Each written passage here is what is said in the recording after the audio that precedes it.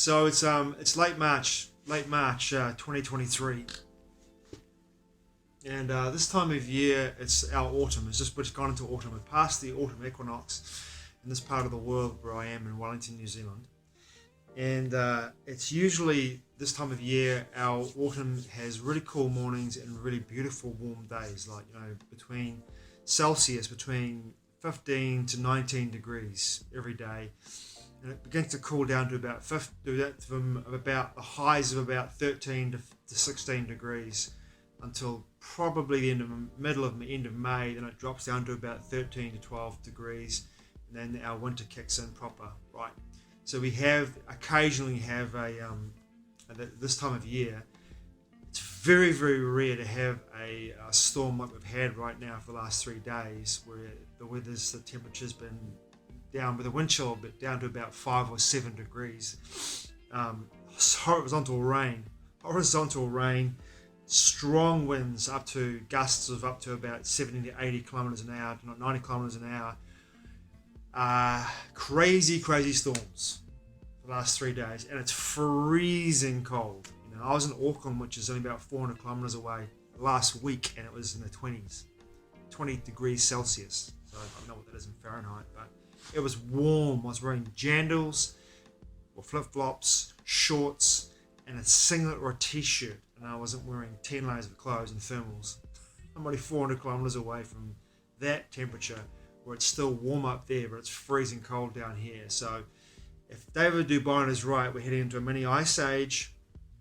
The climate here where I am in Wellington is shifting to a place where I don't want to be here anymore. Who wants to be living in a mini ice age? I'm sure that the harbour here in Wellington might freeze over at some point. It's how cold it is. Crikey. So, I want to do a video on honouring yourself. Honouring yourself in a way, and I was triggered by a moment that I was watching a video on YouTube by Aaron Doughty, who I followed extensively for about a year. And occasionally I'll pop in and watch a video of his, and what he was talking about was being in your own frame, but also the vulnerability of being honest and doing what's best for you in that sense. And it triggered me to remind me of a situation that I had at Spiritfest 2023, where I had taken and ingested a plant medicine that were being a little bit of cannabis and a little bit of mushroom, psilocybin mushroom, and a chocolate, and a plant medicine and a ritual to induce a experience that I wanted to have, or I wanted to integrate from what I learned and understood over 3 days of the festival. So what I actually had done is I ingested this plant medicine. About my tongue. I'd ingested this plant medicine, and when I got into the altered state of consciousness, what happened was that I began to feel like I needed time to myself. I needed to break away from everybody. I needed to break away from people in general and just sit in a place where I was still and quiet. And I also had the opportunity in that place, when I got still and quiet, to realize that what I wanted to do was movement. I wanted to dance. I wanted to be able to have a shamanic process where I was moving in a way that through the dance, through the movement of me and the music and the nature around me, I was able to integrate in a way that takes me into a deep cellular level in my process of ecstatic dance. Well, I was dumbfounded to find there was no music at all on the Saturday night when I'd taken this medicine, that I could have this experience, where I could actually go to a place where I could have this ecstatic dance, to feel the integration on a deep cellular level of the experience I had up until that I'd had 3 days prior to taking this medicine. I couldn't find that experience. But what I did find was a friend of mine, Kate, who I'd met the night before on the Friday night, and she texted me and found me. I had my phone with me in my van. I went back to check my phone a couple of times, so I wanted to see where she was at too. And she texted me and she found me, and she was sober and I'd taken this plant medicine. And I was at a place where I really felt like I needed time away from people, even from my new friend Kate. And it was pretty obvious, became obvious to her later in the night that I needed that time away from people. But what happened was that during that day, she told me that where she was camped out, her tent was on a slope like that. And she's like, you know what, I don't really want to go. I didn't have any sleep last night in my tent because my tent was on a slope like that. And I just kept on rolling down into the side of the tent. I couldn't sleep. Early that day, I'd given her my van to crash and to have a nap in. Because I said, look, my van's flat, the bed's comfortable. Here's my van. Sleep in it. I'm going to go do some workshops. I'm going to go meet some people. I'm going to go and socialise. My van is your van. Sleep in it. Do your thing. Just lock it up when you leave it. Throw the keys underneath the van, and I'll see you when I see you next. Right? So she had a nap in my van for a couple of hours that day, and I said to her that day as well, during the daytime, the same day as I took the plant medicine, if you need somewhere to sleep tonight, you want somewhere flat to sleep, come and crash with me in my van. I'm totally safe. I'm in my divine masculinity. I'll hold my boundaries with you. I'm not interested in you in a sexual way. I'm what we are as soulmates, as friends, and I am a friend to you. First and foremost, I'm not interested in you in a sexual way. I'm not that kind of creepy kind of dude. You're fine with me. It's safe, you know. Come and crash in the van with me. And I hung up with her that night.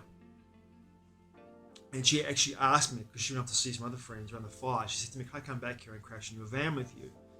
And what happened in that moment with me and that plant medicine, when it really kicked into me, it said, but the medicine told me, you need some time to yourself. You really need time to yourself. You really need to hold your boundaries. You really need to have energetic boundaries right now, because right now you need to drop into what you need, into your body in a way that allows you to integrate from what you've learned, but where also to get clear about where you're going. And in that space, you really need to be alone. And having her in the van with you is not going to be a good place, a good thing for you to do, for you at all. That was the message from Spirit in my body. But I said yes to her, you can come and crash in my van that night. And what I did after I said yes and she walked off, I pulled up a deck chair and I sat outside my van and I sat in a chair. I began to realize as Spirit moved through me and the medicine began to move through me as well, that I had in my life, in that moment where I began to integrate from an experience of saying yes, I knew that I should have said no. I had realized that I wasn't valuing myself enough. I wasn't giving myself the self-love that I really needed in that moment to say like, no. In my vulnerability, no, I'm good, thank you. I need to have space. I need to be alone. I want to be alone. I want to be single in this sense, like in my own van, single, sleeping in my van alone.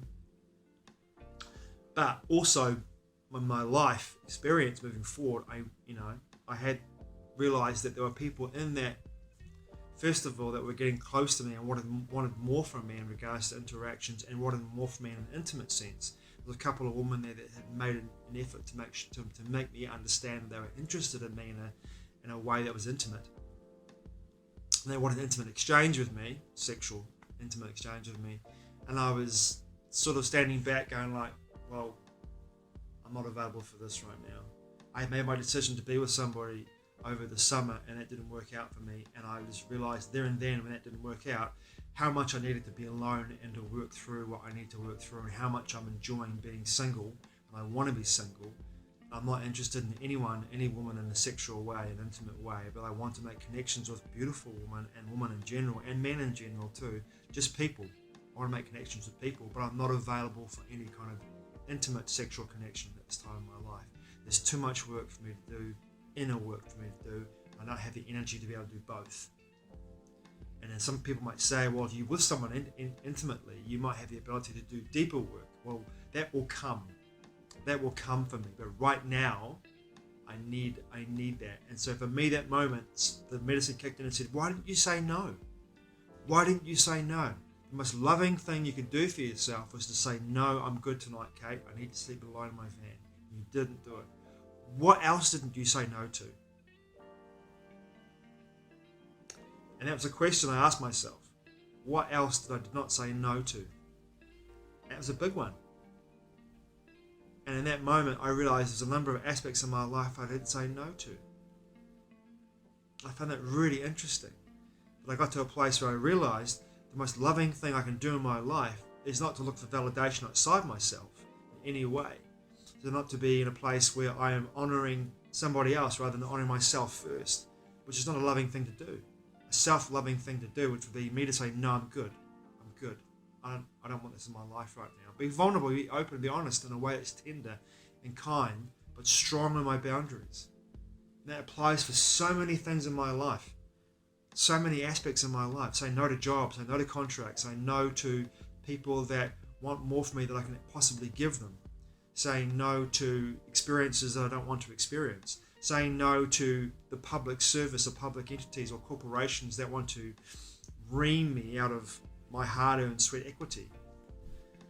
Saying no to piracy or piracy in regards to taxation. Saying no to a number of things in my life. Anything that, and having stronger boundaries and being more loving in my way to say no and putting myself first. It's a really important thing to do. Not in a mean or spiteful way, but in a way that's honouring who I am.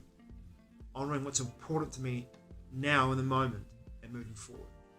And so for me to understand that, and thanks to Aaron's video, I do feel as though one of the most important things in my life moving forward from where I am now is this understanding that I have everything I could possibly want right here. And Eckhart Tolle, his Power of Now, the book, audio book I was listening to, I was driving my van between Stratford and Taranaki and Taramanui in the Central Plateau sort of region, Northern Great Taupo region. I was listening to an audio book, and Eckhart was talking about going within and feeling the inner body. And feeling the inner body, you feel the love of source energy moving through your body and the abundance of that energy, that love, and you feel the validation coming from that place. What is it with me and tech at the moment? Whenever I plug in a tech device and charge it up and then go to use it afterwards, it seems to run out of juice. It just runs out of juice while I'm making a video or while I'm using it. But anyway, as I was saying in regards to the video I was just making, and this is a continuation of this video, is that I've come to a place where I've realized that I need to honor that which I am and who I am in my own frame and who I am in regards to what I feel within myself, first and foremost. And not in a way that holds people away from me, but honors who I am. Honors who I am and who I want to be in this world. And it's so important that I realize that in my own vulnerability with people, being so honest and brutally honest, but being honest and being clear about where I stand and what I'm available for in this world. And I see that that's so important in my resonance, what I put out to the world, what I am actually available for, and where I truly stand in my divine masculinity is massive for me. And learning about this and feeling good about honoring and feeling good about moving into the world this way is very important for me at this time in my life to really acknowledge this. So yeah, very interesting time and very poignant memory and very poignant message for those of us who choose to honor that which we are and where we're going and what we want to create in our lives. Thanks for watching, I truly appreciate it. Mā te wā. I'll see you again soon. Hopefully it's warmer in April than it is right now in March 2023 here in Wellington.